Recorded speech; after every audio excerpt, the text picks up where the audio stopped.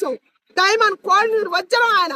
నాగేశ్వర అనే వ్యక్తి బాగా వైరల్ తెలుసు అనుకుంటా మీకు. అతను మన దేవతలను కూడా కించపరిచినట్టు మాట్లాడాడు.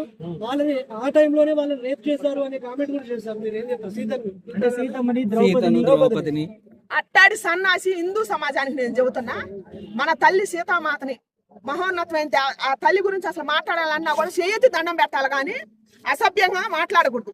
స్త్రీ పుట్టుక పుట్టిన వాళ్ళు ఎవరైనా, మడిసి పుట్టుక పుట్టిన వాళ్ళు ఎవరైనా సరే ఎట్టాడి సన్నాసులు ఉంటారని చెప్పి ఆ రోజుల్లో శ్రీరామచంద్రుడు ఆ అగ్ని ప్రవేశం చేపించిండు. ఆ అర్థం కూడా చెప్పిండు. ఇన్నాళ్ళకి ఎదవ పుట్టిండు, ఈ ఎదవ వచ్చిండు కాబట్టి ఈ ఎదవ లేడు, మన ఇండియాలో లేడు, వాడు ఎక్కడో ఉండి చెబుతుండు.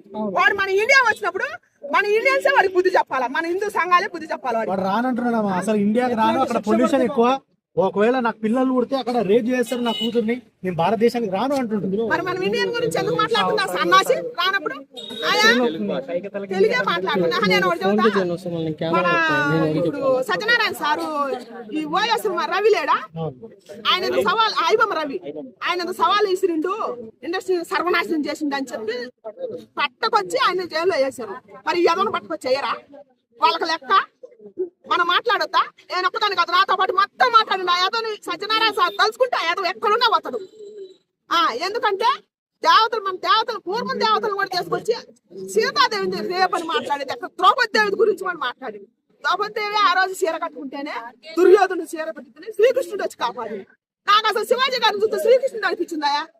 ఓ మాట చెప్పాలంటే ఇప్పుడు తిరిగితే మీ గౌరవం పాడైపోతుంది తల్లి. మీరు నేచర్ తో, మీరు శ్రీమూర్తులు, ప్రకృతి శ్రీ ఒక్కటే. కొత్త తల్లి మీకు నష్టం జరుగుద్ది, మీరు కప్పుకొని తిరిగితే, మీరు పద్ధతుకుంటేనే బాగుంటుంది అని చెప్పిండు శివాజీ అన్న. ఆయనలో శ్రీకృష్ణుడు కానొస్తుండు. ద్రౌపది దేవి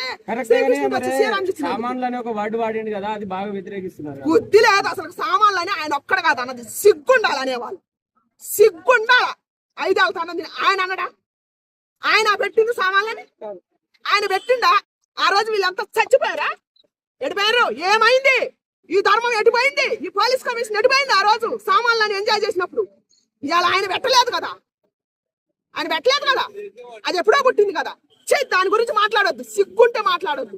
ఆయన అంతా కరెక్టే, ఆ 2 వాళ్ళు కూడా తప్పు కాదంట. నేను ఆయన ఎందుకు క్షమాపణ చెప్పాలండి? పిచ్చి జనం కోసం వచ్చి క్షమాపణ ఆయన మనస్ఫూర్తిగా చెప్పలేదు. మనస్ఫూర్తి కళలో బాధ కానట్లేదా? మగజాతి కాని ముత్యం డైమండ్ కోహినూర్ వజ్రం ఆయన శివాజీ గారు. మగజాతి సభాసన మీసం చెప్పండి ఒకడు. నేను చెబుతున్నా, మగవాళ్ళు మొత్తం సపోర్ట్ చేయండి, ఆడవాళ్ళు మేము కూడా మొత్తం సపోర్ట్ చేస్తాం. నా వయసు ఉండాలి, మొత్తం శివాజీ గారికి సపోర్ట్ చేస్తాం మేము. Okay, thank you.